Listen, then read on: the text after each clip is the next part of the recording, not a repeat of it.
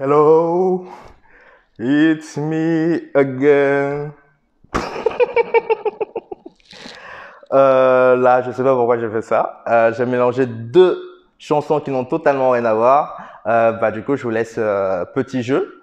Vous allez devoir trouver le titre des deux chansons. Il n'y a rien à gagner parce que je suis fauché, j'ai rien à offrir. Mais ça sera pour le plaisir. Salut, c'est à nouveau moi. J'avais pas prévu de faire toutes ces vidéos en si peu de temps. Mais finalement, je me prends au jeu et je trouve ça intéressant. Quelques personnes regardent mes vidéos, merci à vous, c'est très gentil. Et moi, ça me fait plaisir parce que je prends du plaisir à faire ces petites vidéos-là. Ça me prend pas beaucoup de temps, mis à part qu'il y a la partie montage à faire. Mais je trouve ça très, très ludique pour moi. J'espère pour vous aussi. C'est déstressant, c'est un côté fun, chill, plaisant. Voilà, aujourd'hui, je reviens pour une nouvelle vidéo dans laquelle je vais vous parler de comment j'ai trouvé mon emploi pour le Québec en particulier. Sans grand mystère, parce que je pense que ça sera écrit dans le titre juste en dessous de la vidéo. J'ai trouvé mon emploi via un événement qui s'appelle les Journées Québec. Les Journées Québec, du coup, qu'est-ce que c'est? Les Journées Québec, c'est un salon de l'emploi pendant lequel des entreprises québécoises envoient des émissaires, j'ai envie de dire partout dans le monde, parce que les Journées Québec, c'est pas que avec la France, c'est aussi avec d'autres pays dans le monde. Mais pour la France, ils envoient des émissaires avec pas mal d'offres d'emploi. Et derrière, le but, c'est de convaincre des Français de venir s'installer au Québec et faire leur vie ad vitam aeternam, je sais pas. Ou en tout cas passer un bout de temps au Québec. Puisque le Québec est une terre d'accueil qui a besoin de l'immigration pour continuer à prospérer. J'ai participé à cet événement-là et un peu par hasard. Pourquoi un peu par hasard? Bon, j'avoue que j'utilise un peu souvent le terme hasard, genre je prévois pas les trucs en fait. Non, plus sérieusement, je dis un peu par hasard parce que moi, à la base, j'avais prévu de faire une démarche pour une résidence permanente. Je ne peux pas forcément arriver au Québec via un permis de travail fermé, être lié à un employeur. Moi, je suis quelqu'un qui aime beaucoup sa liberté d'une certaine manière. Passer 2 ou 3 ans avec un employeur de manière forcée, si on peut dire ça comme ça. J'ai beaucoup changé d'employeur en 4 ans, 3 à 4 ans. Parce que voilà, j'aime découvrir des nouvelles aventures et j'aime aussi toujours prendre la meilleure option qui s'offre à moi. C'est pour moi une très belle manière d'évoluer. Je participe aux Journées Québec. Pourquoi? Parce que d'une certaine manière, l'occasion était trop facile ou trop belle. Dans le sens où, comme j'ai dit, Journée Québec, c'est un salon de l'emploi qui se passe généralement physiquement. Mais là, il y a notre petit ami Corona, que vous connaissez peut-être, je pense, qui est passé par là. Et donc, c'est un peu déréglé toutes les règles du jeu. Et les Journées Québec, qui était un événement tout physique, se retrouve à être un événement tout digitalisé.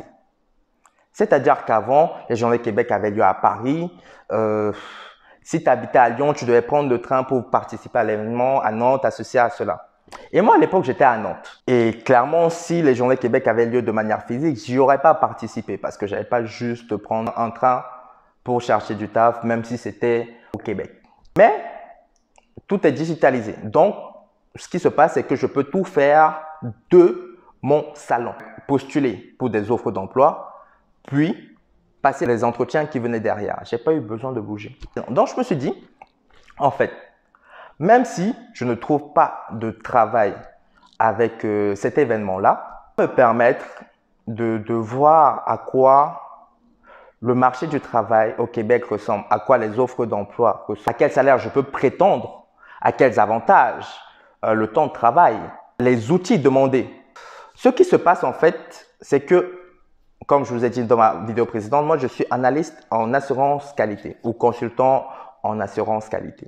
En faisant mes recherches sur LinkedIn et Indeed, j'ai remarqué que en Amérique du Nord, ou en tout cas au Canada, pour des profils comme le mien, on attendait beaucoup qu'ils fassent de l'automatisation. Sauf que moi, je ne suis pas un automaticien. Pour moi, ça limitait vraiment mon champ d'action. Et si je voulais assurer mes chances d'avoir un travail au Québec, au Canada, il fallait peut-être que je regarde plus du côté des analystes d'affaires. Ce que j'ai fait, je suis allé regarder essentiellement les offres d'analystes d'affaires. Je rigole d'avance parce que c'était n'importe quoi. Parce que j'ai postulé à des offres d'analystes d'affaires avec un CV qui n'était pas celui d'un analyste d'affaires, mais d'un analyste en assurance qualité, ce qui n'a rien à voir. C'était vraiment pour tester le truc. Parmi les annonces, j'ai quand même trouvé quelques annonces où on recherchait des analystes en assurance qualité qui ne maîtrisaient pas d'automatisation. Mais il n'y en avait pas beaucoup. Ce qui s'est passé, c'est que je pense avoir postulé à 17 offres d'emploi. 17, ouais. Je veux dire, tu es dans ton salon, c'est facile. Donc, tu postules à autant d'offres que tu veux. Donc, sur les 17, on va dire qu'il y en a 10 des postes d'analyste d'affaires. Et sur les 7 autres, il y avait quelques postes d'analyste en assurance qualité, mais qui demandaient de l'automatisation. Mais je me dis, on ne sait jamais. Voyons ce que ça donne. Et j'avais trouvé 2 ou 3 offres où on ne demandait pas ce côté automaticien.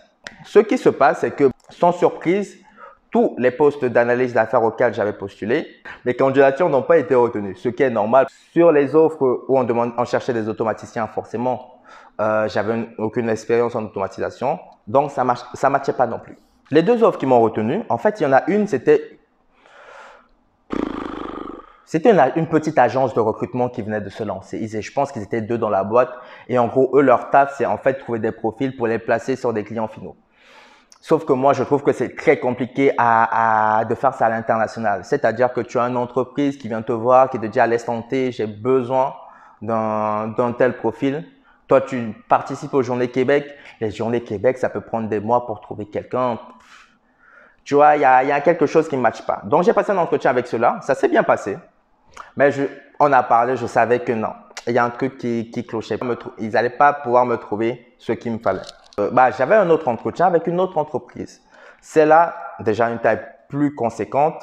Déjà, petit conseil, pour savoir si une entreprise est sérieuse, vous allez sur Google, réflexe logique et classique, vous tapez le nom, vous essayez de trouver des informations comme le chiffre d'affaires, le nombre d'employés.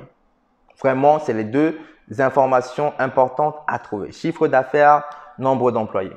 C'est déjà de très bons indicateurs. Vous essayez aussi de trouver le domaine, forcément, les différents clients qu'ils ont, les ambitions qu'ils ont. Je trouve sur cette entreprise-là, moi j'ai un premier problème, elle est basée à Québec. Et moi, je voulais Montréal. Le problème, c'est que quand je postule, elle correspond à mes critères, à mon profil.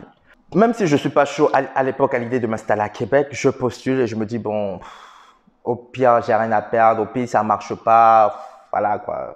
C'est pour le fun, toujours dans cette idée-là, ouais, c'est pour le fun, ouais, c'est pour le fun. Donc, je parle avec cette entreprise-là qui est à Québec, tout se passe bien. Je passe l'entretien, tout se passe bien, ils me posent des questions. Par exemple, comment va se dérouler une journée classique pour toi sur le projet? Quelles sont tes actions? Qu'est-ce que tu fais? Quel est ton rôle? Histoire de me tester, quoi. Je dis, ouais, je réponds à toutes les questions. Moi, en termes d'entretien, je suis devenu un spécialiste un peu parce que j'en ai passé pas mal en 4 ans.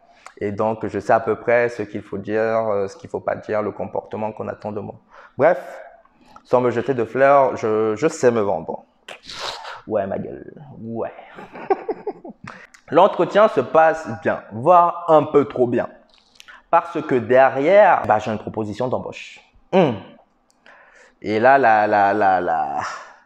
je commence à me gratter la tête un peu. Tu vois. Je me dis, bon, je ne m'attendais pas à avoir une proposition d'embauche. Et la proposition, elle est très bonne. C'est pas la panacée. Parce que si j'avais voulu négocier, on ne va pas rentrer dans les détails, on ne va pas rentrer dans ça. En tout cas, la proposition est bonne. Elle me rassure. Parce que, comme je l'ai dit, comme moi, je ne suis pas automaticien, j'avais peur qu'on me propose des salaires à des postes de débutants si je trouvais dans ma branche ou si je devais aller en termes d'analyste d'affaires. Bon, ça, c'était le salaire pour quelqu'un qui avait quand même quelques années d'expérience. Dans une ville qui ne me plaisait pas, parce que quand tu vas quelque part, personnellement, moi, quand je vais quelque part, je prends certains critères, comme le fait d'arriver dans une ville où, par exemple, il y a beaucoup de diversité. Et dans mon esprit, Québec, c'était une ville un peu avec moins de diversité que Montréal, dans le sens où, voilà, Montréal n'a rien à pour moi en termes de diversité. Québec, c'est un peu plus petit. Donc. Mais les arguments étaient bons. C'est-à-dire que le salaire était plutôt bon. En termes de congés, j'avais de très bons congés. C'est alors qu'au Canada, d'habitude, les gens ont en moyenne 2 semaines de congés. Moi, j'en avais 4, voire 5, si on compte les congés de Noël. J'étais à 35 heures. Et puis, Québec, en soi, elle-même, la ville est moins chère que Montréal, par exemple, ou les autres villes du Canada qui peuvent avoir la même taille dans le sens où Québec, les loyers n'ont rien à voir avec Montréal, n'ont rien à voir avec Toronto, mais clairement pas. Ils n'ont rien à voir, oh là là, avec Vancouver, c'est n'importe quoi. Donc, je réfléchis. Puis je pose des questions sur mon immigration. Je leur dis, bon, est-ce que si je viens, qu'est-ce qui va se passer? Ouais, quel type de permis j'aurai? Et moi, je pose la question fatidique. Je leur dis, bon, moi, je suis en France actuellement. J'ai un titre de séjour en France. Est-ce que ça pose un problème? Et ils me disent, bah non, ça pose pas de problème. Tu es Camerounais, tu es compétent, il n'y a pas de souci. La seule différence par rapport à un Français, ce que tu auras à faire, c'est de passer, c'est de faire une demande de visa en plus de ta demande de permis de travail. Ils me disent ça. Ils me disent, OK. Donc, en fait, de leur côté, il n'y a pas de souci. Ils m'ont fait une belle offre. Il n'y a pas de souci. Donc, c'est à moi d'accepter ou non. Bon, du coup, j'en parle autour de moi. Ah ouais, c'est pas ce que j'avais prévu, mais voilà, nanana.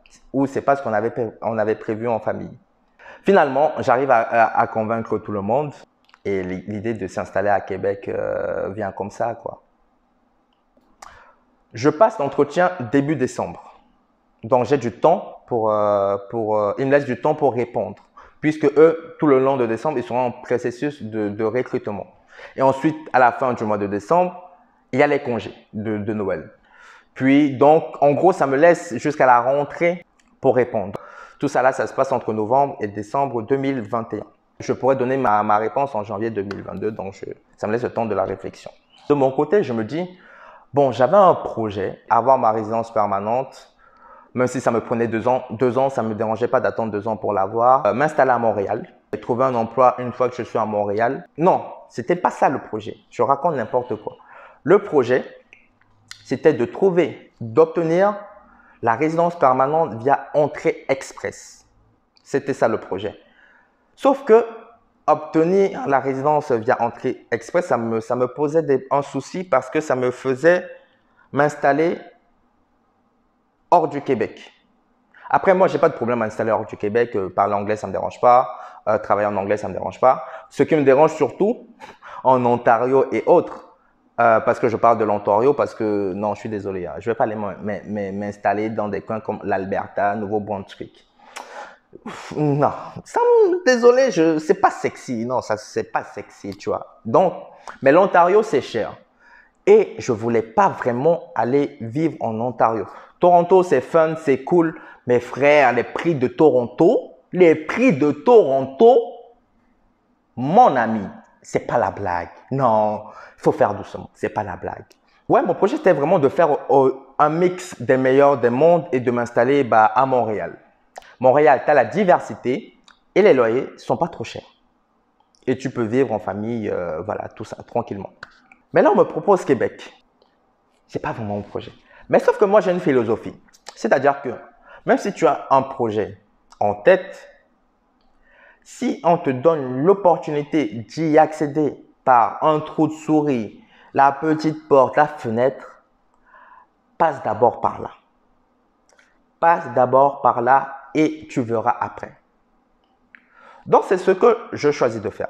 Et c'est comme ça que je finis par accepter la proposition et ensuite, on lance les procédures d'immigration dont je parlerai dans une autre vidéo, bien évidemment, pour éviter que celle-ci soit trop longue. Voilà, ça sera tout pour moi pour cette fois-ci. Cette vidéo, c'était pour vous dire que si vous cherchez à immigrer au Québec, pensez aux Journées Québec. Il y a une multitude d'offres d'emploi durant cet événement. Des emplois dans l'informatique, dans la restauration, dans l'hôtellerie, bref, dans divers domaines. C'est vraiment une très bonne option si vous voulez vous installer au Québec. Après, voilà, il y a des contraintes parce que vous allez vous installer en permis de travail fermé. Ça va pas vous laisser beaucoup de champs de manœuvre quand vous serez au Québec. Et c'est pas la pire des options non plus, puisque ça vous permet d'arriver, vous avez déjà un travail, vous savez à l'avance combien vous allez gagner, où vous pouvez vous installer. Et c'est déjà ça de prix, donc c'est la petite porte, mais derrière, si on se débrouille bien, on peut agrandir cette porte et agrandir le champ des possibles. Les Journées Québec ont lieu 2 fois par an en France, donc au printemps et en automne. Je ne sais pas si la vidéo sera pertinente pour vous, mais en tout cas, ça fait partie des procédures par lesquelles je suis passé pour arriver au Québec. Donc, ne dites pas que je ne vous ai pas donné la solution pour être là où je suis aujourd'hui. Voilà. Bah déjà, merci d'avoir regardé la vidéo jusqu'ici. Et comme d'habitude, n'hésitez pas, abonnez-vous, commentez, likez, partagez, faites-moi des retours. Sur ce, je vous dis à la prochaine et à tantôt. Bisous, bisous.